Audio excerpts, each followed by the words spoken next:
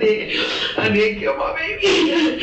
I'm telling you, I did. My son did. I just tried to cover it up. The night my son actually passed June 26th at 10 o'clock at night. I was sleeping. I couldn't sleep.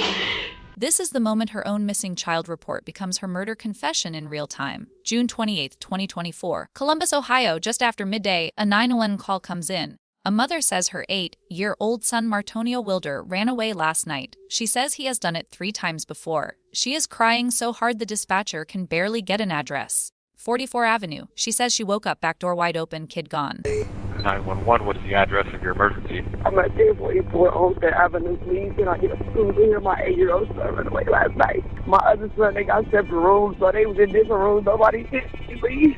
I don't know what time it is. What time? When's the last time you seen him? We all went to bed at like 9:30, 10 o'clock. My back door was wide open. Oh, man. Oh, man.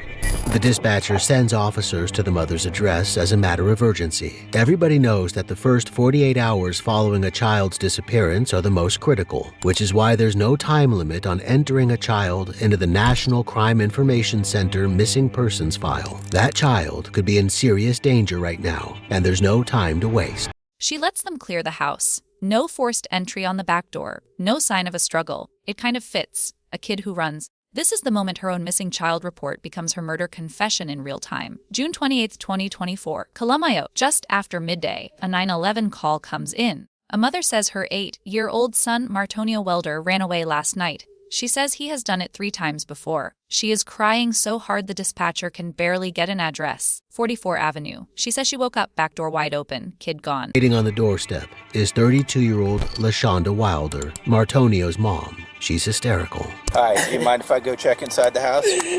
All right, let's go in the house together. She got up at just before midday. That was when she realized her son was missing. And as she explained on the 911 call, he's run away 3 times before. Yeah, but we found him, though. We found him at the park one time. Then we found him. He had jumped out my window before I found him on the side of my house. He just keeps trying to run away. I don't know why. He said he hate me. He said he hate everything. He said he don't care about being here. He keeps doing this. Oh, my God. She lets them clear the house. No forced entry on the back door. No sign of a struggle. It kind of fits. A kid who runs.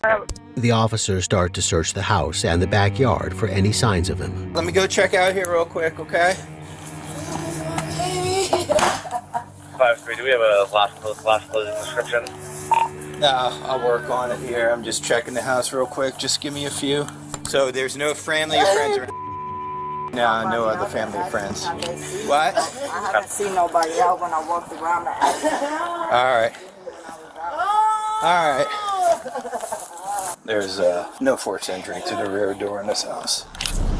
They start knocking doors. You seen this kid recently? The recent picture. No. All day, no. They even bring up a helicopter to look from above. And then they bring the dogs. Meanwhile, officers start to canvass the neighborhood with Martonio's picture. See him recently? No? All right. How are you? I want to see you guys see this kid. Come over here. I want to see you seen him recently. Missing. Oh, it's a kid? Oh, yeah, missing a kid. You seen him recently? Is that the only picture? Yeah, that's the recent one. Have you seen him recently? Show him. No? All right. You seen this kid at all recently? He's missing. Oh. 1232, there's a Franklin County drone. Y'all looking for somebody? Yeah, we're looking for this kid. Sorry, a lot of kids just wandering around here. It looks like unsupervised. This kid's a regular. He runs off. Yeah. But you guys, have you guys been working in here all day? Okay. You guys haven't seen a juvenile in here? No. Okay.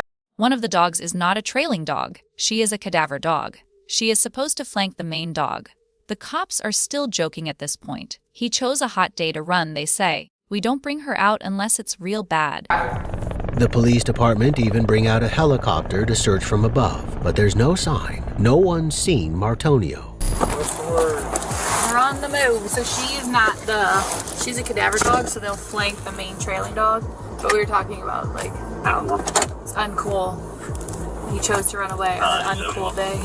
The officers are so sure Martonio's just run away, they're making jokes about it, and they certainly don't think they'll need the cadaver dog. We don't deal with them unless it's something like this. So we don't have these all that often over here. At least not to when we get to the point that you guys are out here. Usually we'll find something, you know what I mean? Usually we find them. Then Leanda does the one thing you never do if your kid is actually missing. She stops the search. With no evidence of foul play, the officers are surprised to have the cadaver dogs on scene. But then, LaShonda changes her mind about the search. She won't let them go through every room in the house with the dogs after all. She leaves to stay with her girlfriend, 33-year-old Jana Lowe, taking her 2 other children with her. That leaves the officers guarding the scene, not allowed access to it, hoping Martonio comes back. They'll need the cadaver dog. She tells them they cannot go through every room with the dogs, dogs. and then she leaves her own house. She takes her 2 other kids, gets dropped off with her girlfriend, 33-year-old Jana, near Hamilton and 18th. She leaves cops standing outside guarding an empty house they are not allowed to search. Stop, right there. You call because your child is missing. Then you block the search of the only place he could be. Then you leave. From the helicopter, they watch her get dropped off an hour and a half later. There is nothing they can do until a judge signs a search warrant. That night, the warrant comes through. They go back in on high alert. They are still not ready. Is there a reason LaShonda changed her mind about letting them find these clues? In the helicopter, they track her from above.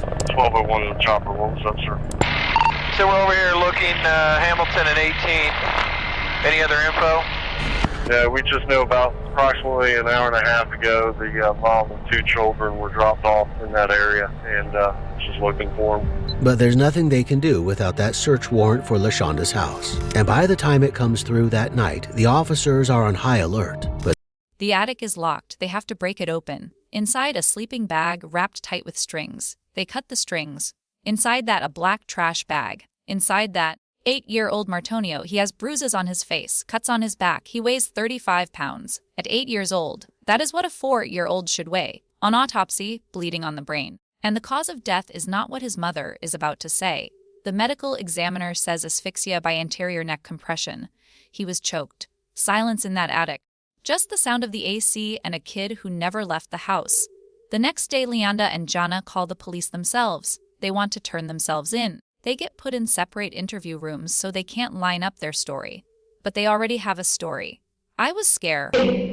the officers put them in separate interview rooms so they can't collaborate on their story. And Jana is cool and collected. I'm gonna do one better. Since you've been cool, I'm just gonna take the handcuff off altogether, all right? Okay. Sound good? Yeah. All right. Since you've been cooperating with us, all right? Okay. All right. We'll be ready for you. Okay. So I get this straight. You called the police number and said that you wanted to come talk, Yeah. and clearly we're here to talk about. Yeah, because they kept coming to my mom's house yesterday about my girlfriend, and they said they had found her son's body in the house, and I think they think I was on the run with her when I was just trying to convince herself to turn herself in and tell. Jana is cool, collected. She says, I was at my mom's, I live there, I was just trying to get her to tell the truth. They said they found her son's body and I thought they thought I was on the run with her. Leanda is different, hyperventilating, crying, laughing, gasping. She says, I didn't kill my baby. My son did. I just tried to cover it up. My son passed June 26th at 10 at night. I was sleeping. I had him in the closet because they be stealing. They be stealing stuff when they supposed to. My son was mad and he hit him in the head with a rock. I didn't get up when I was supposed to. I tried to protect my son. I know I shouldn't have did that. I was scared. You know, I had them in the closet because they be leaving their stuff and they post them and they be stealing. So I had them in the closet. And my son was mad. And he hit me in the head with a rock. I didn't get up when I was supposed to. But then I tried to cover it up because I tried to protect my son. I know I shouldn't have did that. I know I shouldn't have did it. I don't know. I was scared. I ain't never dealt with this in my life. Her crime appears to be covered. That becomes the official lie. The 9-year-old brother killed the 8-year-old brother with a rock from a gravesite, she says, from her cousin's grave, her last memory. And she hid the body because she didn't want to lose both sons. Jana tells the same version at first. She told me she didn't want to lose both sons because her 9-year-old had killed her other son with a rock. All I could say was you got to tell them the truth. You got to tell them your 9-year-old killed your 8-year-old. Covering up the murder of one child by another. And Jana tells the same story. My girlfriend told me she had something to tell me. And I went and met up with her. Well, we got dropped. I came to her house. She said her son was missing. And when she said her son was missing, I came to help look for him. Then the cops found Martonio's body. And I was asking her, like, you know, what's going on? She wouldn't really tell me at first. So when she had told me, finally came out and told me, after the body was found in the house, she had told me what was going on. She said she didn't want to lose both of her sons because her 9-year-old had her other son to death with a rock. So when she told me, all I could do is say, you gotta tell them the truth. You gotta tell them that your 9-year-old killed your 8-year-old with a rock. And then she was like, but I don't want to lose my son. I said, well, you already lost one. You're gonna go to jail. I'm being at risk, you know, helping you out. I just need you to turn yourself in. One small lie to explain a big crime. My other kid did it. A detective looks at her and says a 9-year-old did not carry his brother into a locked attic and wrap him in trash bags. And then they start pulling the lie apart piece by piece. First, where were you Thursday night? Jana says, at my mom's. That's where I live. I wash her clothes. I cook for the kids.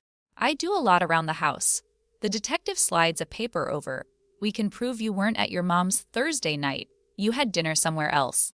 So if you are lying about where you slept, what else are you lying about? Jana says, I'm getting investigated like I killed the kid or something. They say, we don't know what to think because you guys all left and didn't come back.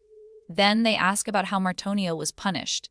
Because this is not new. This is a pattern that has been building for years. Jana starts talking. She whips with belts. She has used an extension cord or a switch. He has to walk up and down the stairs holding a weight ball, like a kettlebell thing. Does he have to do that naked? One detective asks. Jana says, he have his drawers on, not but naked, because Martonio was stealing a lot. What was he stealing, they ask. Food, headphones, necklaces. People said necklaces.